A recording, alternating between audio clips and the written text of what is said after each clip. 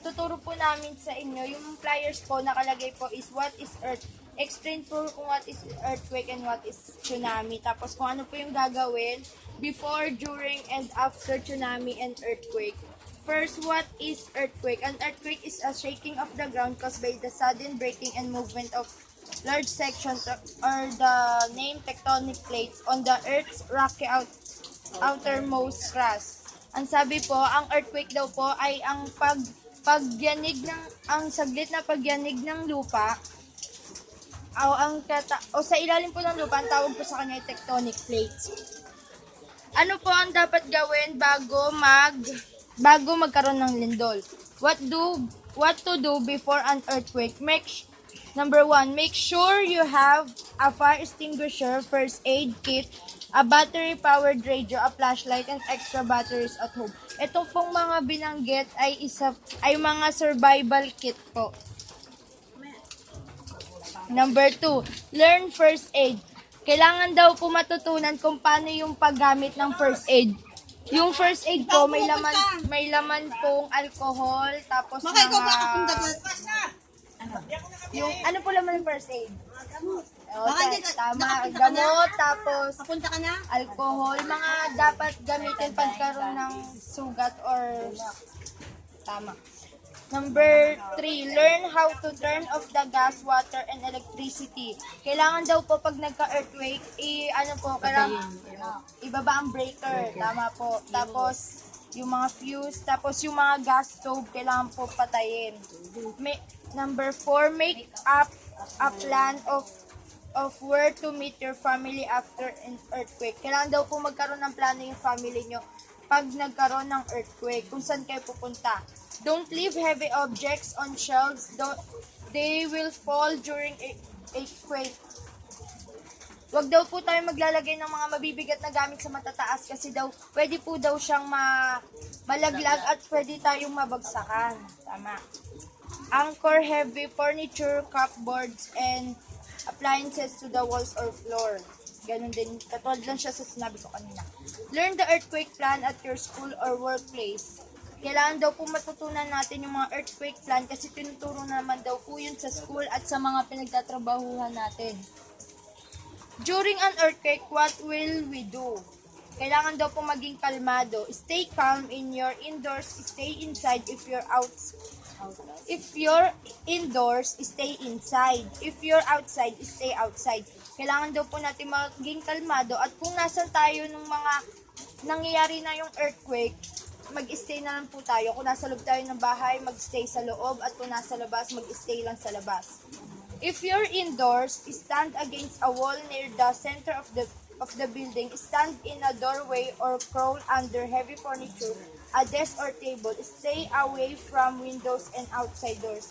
Ito po yung dito na po pumapasok yung drop, cover, and hold. Yung drop po, yung yuyuko tayo, tapos i-cover yung ulo natin kasi yun yung pinaka-importanting parts of the body. Tapos yung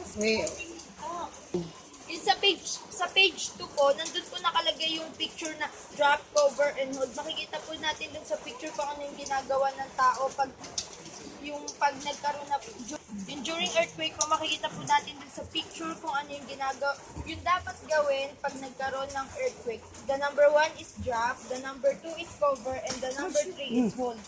The number 1 is yuyuko tayo at tapos maghahanap tayo ng place na pwede natin mapagtaguan. Tapos cover is pag yung tatakpan na natin yung ulo natin kasi yun yung pinaka-importanting bahagi ng katawan. And hold is magtatago tayo sa ilalim ng matitigas na bagay at lamesa, ganun. And kakapit tayo doon.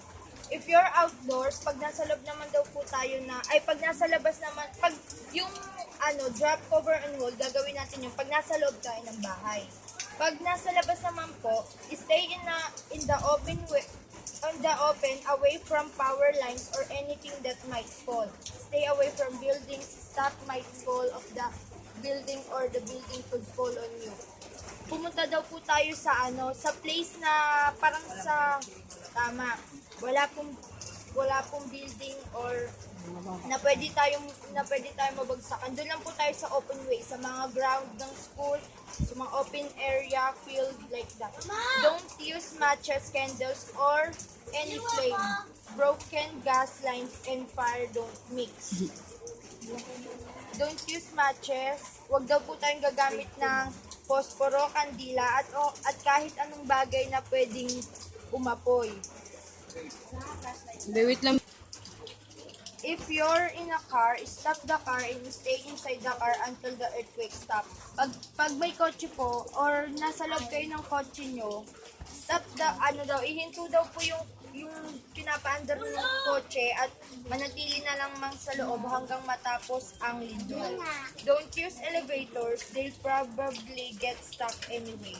Pag nasa isang building po tayo or malls, huwag daw po natin gagamitin ang elevators. Kasi po pwede po tayong ma-stuck sa loob or hindi tayo makakalabas sa loob. At the next page, second page. What to do after an earthquake? Ano daw po yung dapat gawin pag katapos ng earthquake? Check yourself and others for injuries. Provide first aid for anyone who needs. Tignan po natin yung sarili natin at yung mga kasama natin kung may nasaktan po ba. At yung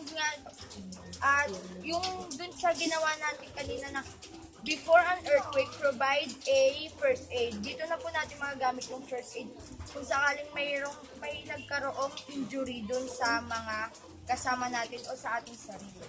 Number 2, check water, gas, and electric lines for damage. If any are damaged, shut off the valves. Check for the smell of gas. If you smell it, open all the windows and doors. Leave immediately and report it to the authorities. Use someone else's phone. Pagkatapos po ng lindol, i-check po natin yung mga water, gas, mga tubig, yung mga gasol, tapos yung mga kuryente, tama.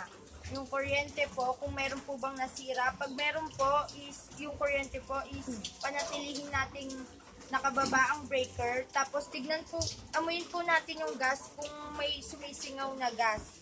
Pag meron po, pag may naamoy po tayong gas sa loob ng bahay natin, buksan daw po yung bintana at pintuan and mabilis na umalis at ipaalam to sa mga otoridad. Gumamit po ng cellphone para makausap ang otoridad, para masabi natin.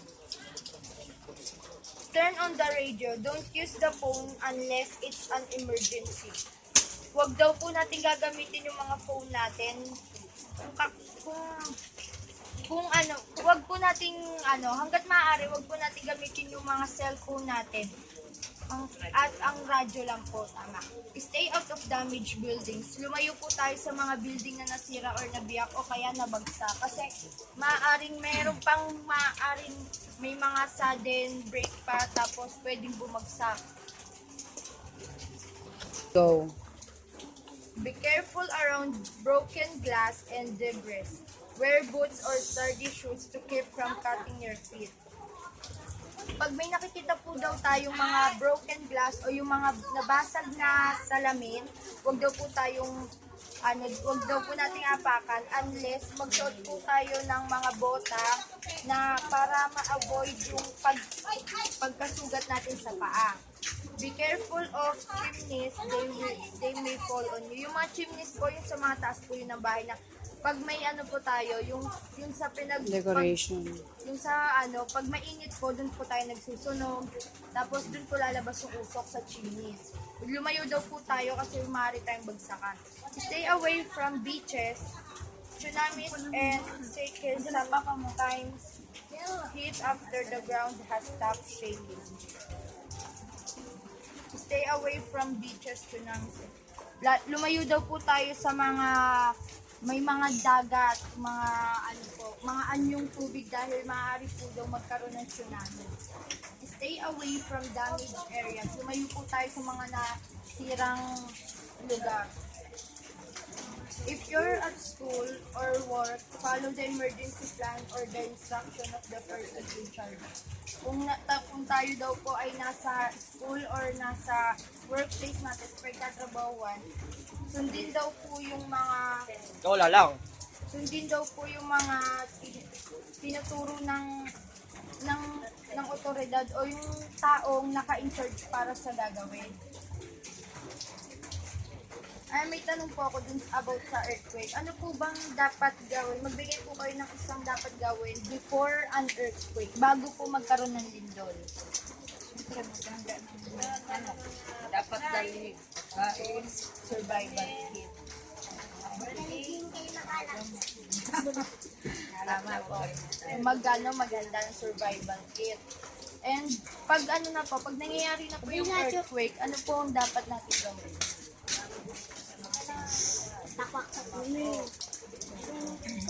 Tapos pagkatapos po ng earthquake, ano pong dapat natin gawin?